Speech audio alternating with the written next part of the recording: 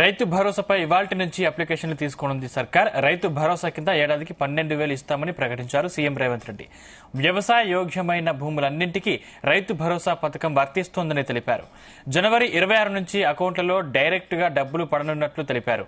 అంతకు ముందు సర్కార్ చెప్పినట్లుగా అప్లికేషన్లను తీసుకోనున్నారు.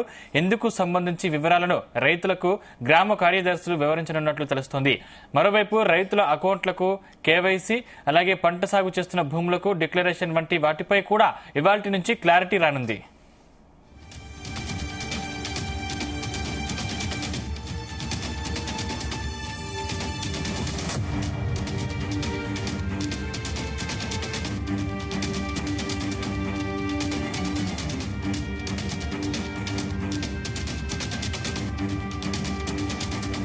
ఇక రైతు భరోసాపై ఇవాల్టి నుంచి అప్లికేషన్లు తీసుకున్నది సర్కార్. రైతు భరోసా కింద ఏడాదికి 12,000 ఇస్తామని ప్రకటించారు సీఎం రేవంత్ రెడ్డి.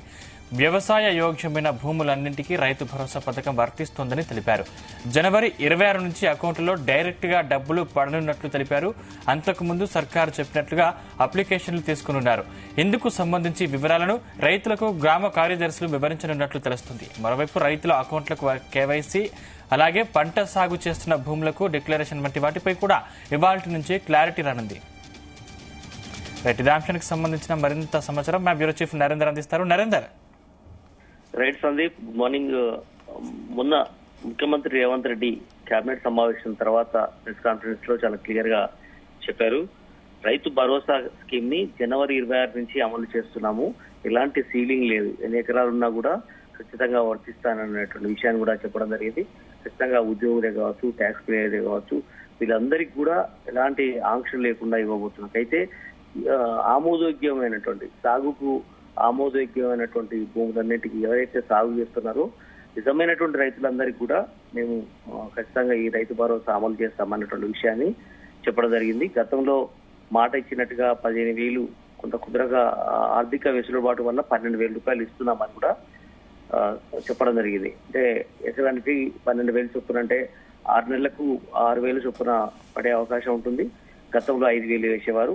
అయితే దీనికి సంబంధించి ఈ రోజు నుంచి అప్లికేషన్స్ గ్రామాల్లో అందుబాటులో ఉంటాయి. రైతులందరికీ కూడా గ్రామ కార్యదర్శుల ద్వారా అప్లికేషన్లు తీసుకొని వాటిని నింపి ఇవ్వాల్సి ఉంటుంది. అంటే అది డిక్లరేషన్ మాదిరిగా ఎంత ఈ రైతుకు ఎన్ని ఎకరాలు ఉంది, ఎక్కడెక్కడ సాగు చేస్తున్నారు, ఏ రకమైనటువంటి భూమి అది, దాంట్లో ఏం పంట పండుతుంది అనేటువంటి వివరాలు పూర్తిగా అందిస్తారు. దీంట్లో ఆధార్ కార్డు కానీ పట్టా పాస్ పుస్తకం ఏదైతే ఆ పొలం చెలక ఉందో దానికి సంబంధించినటువంటి పట్టాదారు పాస్ పుస్తకము, జిరాక్స్ కాపీ, ఆ వివరాలు, ఆధారు, వాళ్ళ ట్యాక్స్ పేయర్ అయితే ట్యాక్స్ పేయరు, ప్రభుత్వ ఉద్యోగ, ప్రైవేట్ ఉద్యోగ, ఇట్లా అన్ని వివరాలు కూడా దాంట్లో ఉంటాయి. అవన్నీ నింపిన తర్వాత గ్రామ కార్యదర్శికి, విలేజ్ సెక్రటరీకి ఇవ్వాల్సి ఉంటుంది.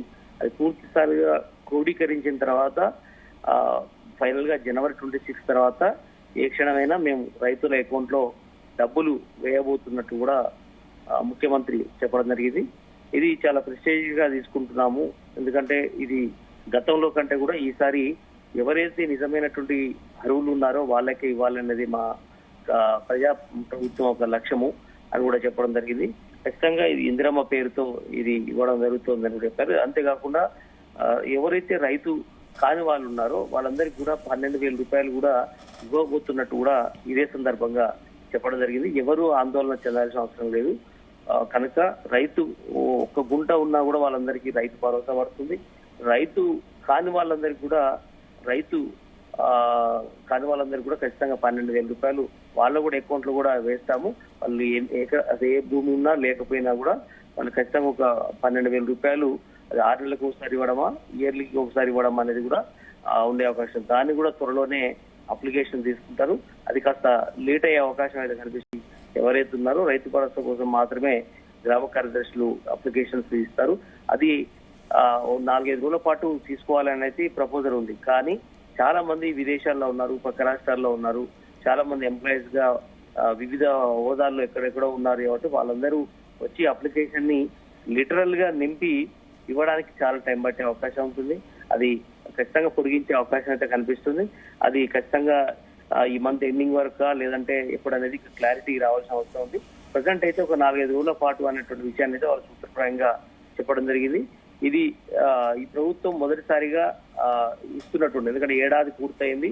ఇప్పటి వరకు గతంలో రైతు బంధు మాత్రమే పడింది. మొన్న లాస్ట్ సారి రైతు బంధు వేస్తామని చెప్పి వేయకపోవడం వల్ల కొంత విమర్శలు పాలైంది. దీని గల కారణాలు చెప్పడం జరిగింది. ఎందుకంటే కొండలు గుట్టలు రియల్ ఎస్టేట్ వెంచర్లకు ఇష్టానుసారంగా ఎన్ని ఎకరాలున్నా ఇస్తూ కొంత అబాస్ పాలు చేసింది అన్నటువంటి విషయాన్ని ఆనాడు చెప్పడం జరిగింది. అసెంబ్లీలో కూడా ముఖ్యమంత్రి రేవంత్ రెడ్డి చెప్పిన నేపథ్యంలో ఇదంతా ఒక కమిటీ వేయడం, సబ్ కమిటీ రిపోర్ట్ తెప్పించుకోవడం, క్యాబినెట్ లో చర్చించడం, ఇవన్నీ అయిపోయిన తర్వాత ఒక నిర్ణయానికి రావడం జరిగింది. మొదటిసారిగా రైతు భరోసాను January 26 తర్వాత ఈ కాంగ్రెస్ ప్రభుత్వం ఇవ్వబోతోంది. Right, thank you Narender.